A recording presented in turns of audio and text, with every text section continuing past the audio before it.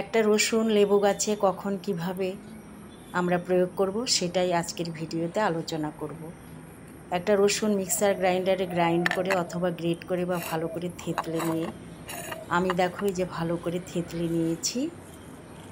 এই রসুনটাতে এখন সামান্য পরিমাণ জল অ্যাড করব।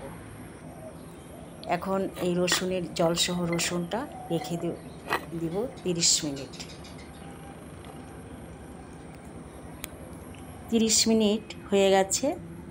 এখন এই রসুনের রসটার সঙ্গে আরও 2 লিটার প্লেন জল অ্যাড করতে হবে।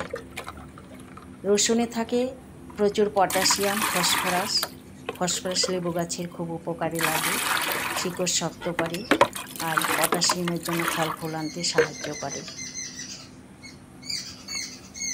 এই মিশ্রণটা এখন ভালো করে আমরা মিশিয়ে নিয়ে প্রত্যেকটা লেবু গাছে 1 বাটি করে দিয়ে দেব।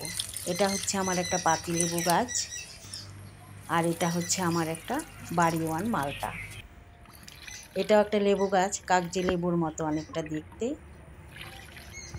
এটা আমাদের 15 দিনে একবার বিকালবেলা করতে হবে, তাহলে লেবু গাছের প্রত্যেকটা ডগায় ডগায় এভাবে লেবু এসে ভরে যাবে আর লেবু গাছের গ্রোথও ভালো হবে। তোমরা ওইভাবে করো, আশা করি ভালো রেজাল্ট পাবে। আর আমার ভিডিওটা যদি তোমাদের ভালো লেগে থাকে তাহলে আমাকে সাপোর্ট করে পাশে থেকো। Thank you.